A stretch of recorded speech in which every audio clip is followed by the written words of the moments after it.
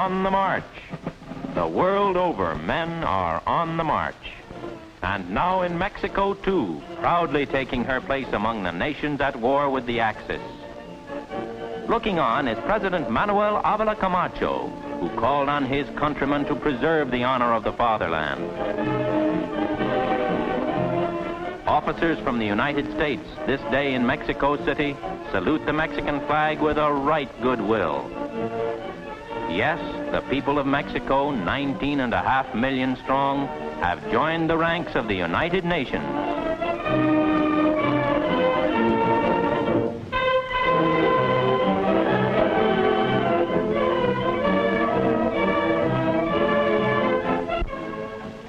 Fine roads, part of the great Pan-American system.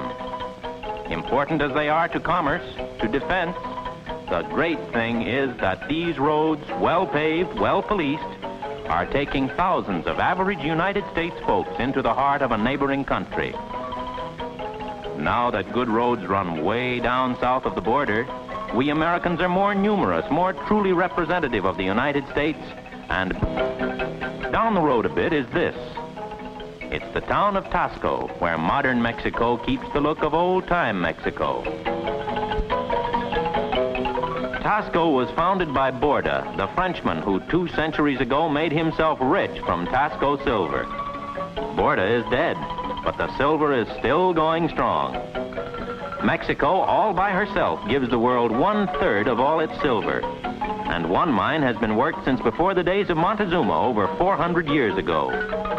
Many and many are the hands that have been busy working on silver in Tasco all through the years.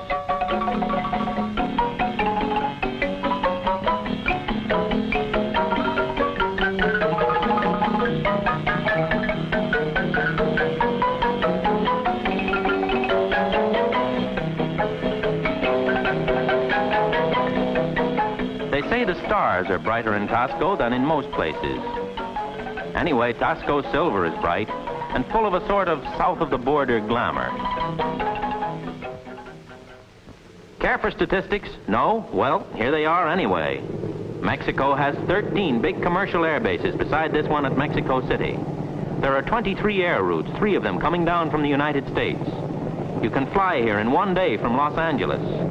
About 3 million miles are flown each year by about 70,000 passengers. Not all of them as attractive as Mapi Cortez from Puerto Rico, star of Mexican movies and highly popular singer. Where Mapi works her entertaining spell, Mexico City's swankiest hotel. Let's go in and listen to her. And now, Mapi Cortez. Nada.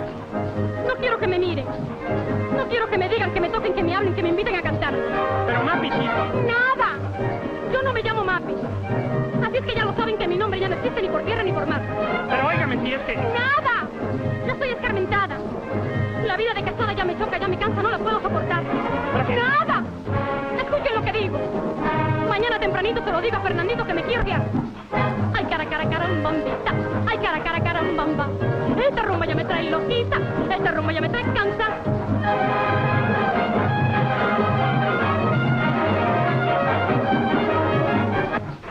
Ay, carambambita. Ay, carambamba. Esta rumba ya me trae loquita. Esta rumba ya me trae cansa.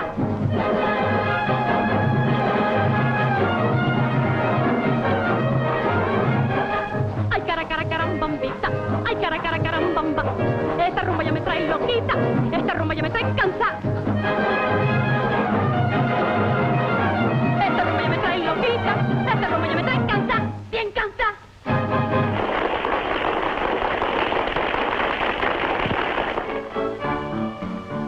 Cantinflas. Do you know him? If not, it's high time you did.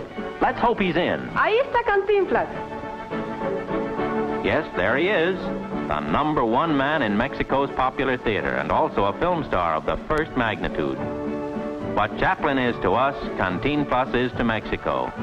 That thing around his shoulders, that voluminous gabardine, that's his coat. What he calls his coat, anyhow. Cantinflas was a law student before the stage captured him. As a lawyer, you would have had to talk sense once in a while. As it is, he's well paid for never making any sense at all. His Mexican double talk, which he pours out in a mad, relentless dribble, is one of the funniest things in the world. And by the way, on his days off, he's an amateur bullfighter.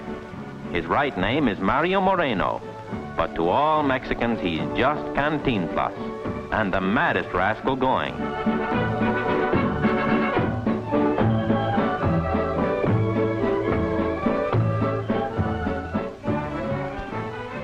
On another part of the studio lot, the trio Mixteco.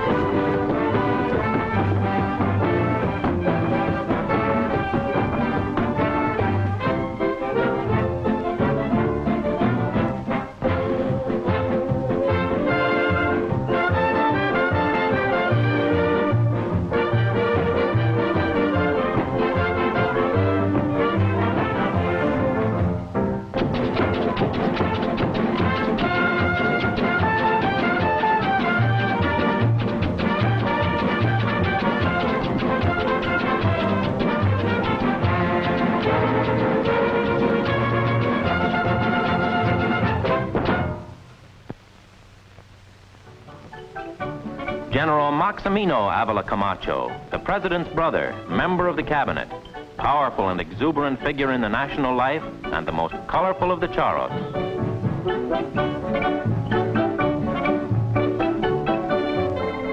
And who are the charros? Why, the Plaza de los Charros, which is the pride of many a Mexican city and town. The answer reaches back to the days of the Spanish conquest, when horses were cherished and horsemanship was a cult, and on to the later days of the great ranches, when the owner prided himself on being as good a horseman as any of his hands. And then on down to today, when the charros are splendidly mounted, magnificently costumed members of a society in which the horse is still cherished as the central fact in a richly romantic tradition. So their tests of riding skill and this sport with the bulls, which is called la coleada, are more than mere stunts. They're a sort of ritual.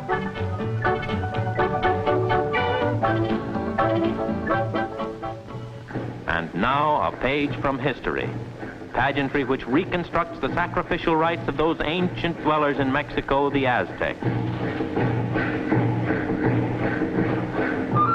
The youth who is to be sacrificed at high noon to the sun god, the handsomest of the war prisoners.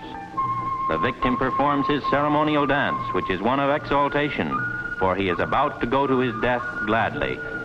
It was high honor to be chosen messenger of the sun. Priests, princes, and warriors share in the procession and oblations. This opulent pageant, staged for the delegates of the Inter-American Travel Congress, is as careful a reenactment of the ancient ceremonies as could be achieved. The Temple of the Sun is impressively reproduced, and all the details of the festival are as historically accurate as research could make them. This is undoubtedly how the ancient inhabitants of Mexico looked and acted on one of their holiest festive days.